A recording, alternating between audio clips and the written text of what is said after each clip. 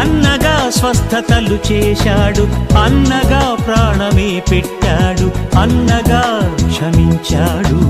ఇంత మంచి అన్నయ్య భువిలో ఎక్కడ ఉన్నాడు?